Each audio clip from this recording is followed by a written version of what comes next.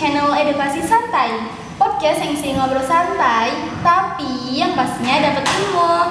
Nah, sekarang di sini gue bakal ngebahas tentang topik yang gak kalah asing di telinga kalian, yaitu bahaya main handphone atau main HP. Itu kan gak kalah asing banget di telinga kalian, apalagi dia selalu nemenin kita setiap saat, setiap ada waktu buat kita. Gak kayak dia datang pas butuhnya aja.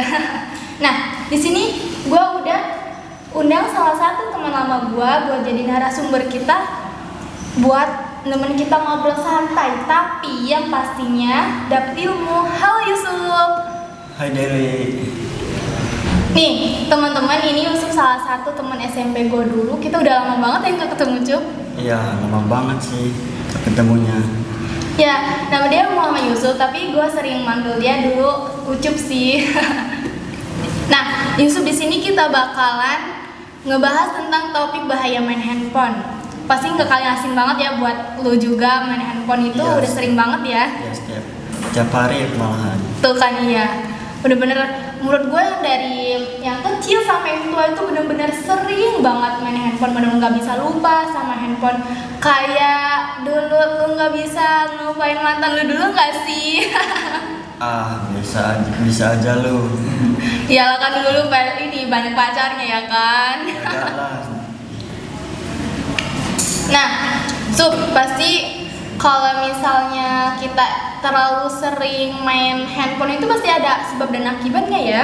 Iya dong pastinya. Mata cepat merah, punggung sama leher cepat lelah.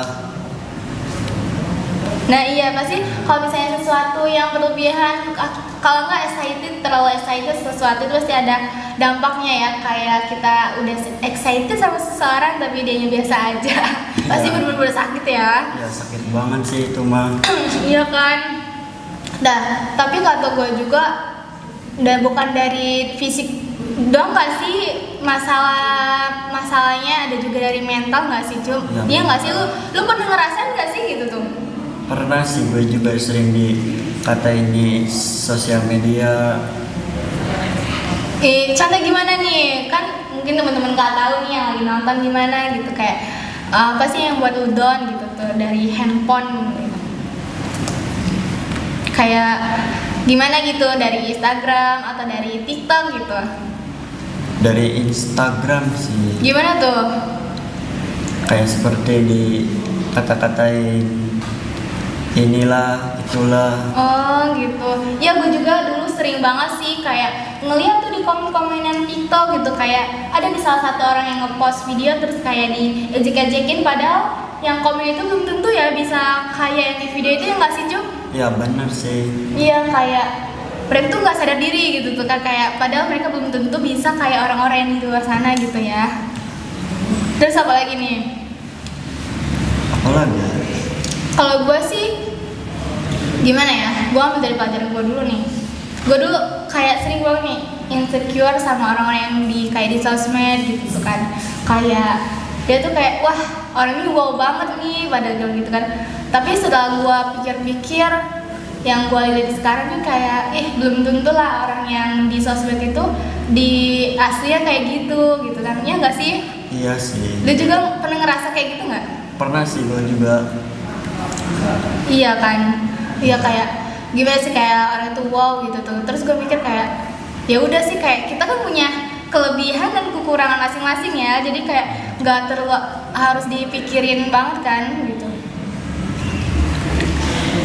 Terus juga apa nih menurut lo yang dari dampak positif dan negatif dari handphone ini nih, yang lu lihat dari seharian lu nih, gimana? Positif dan negatif. Iya, dari dampak handphone gitu. Apa tuh?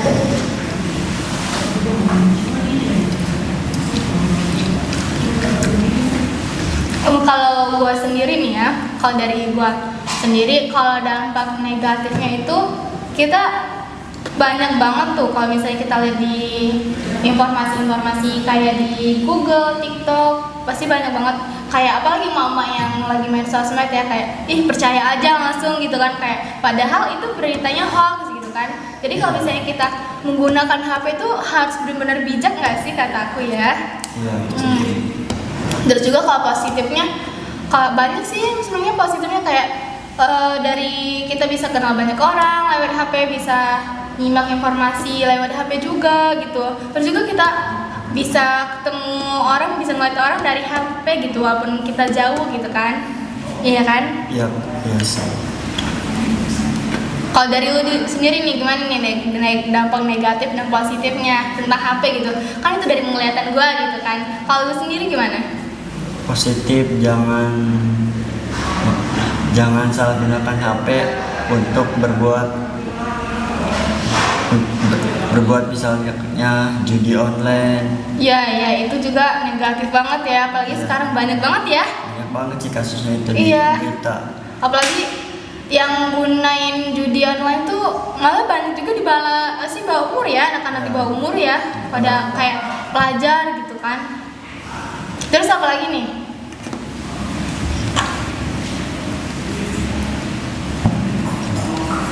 Terus dampak negatif, dampak positifnya apa dari lu? Positif.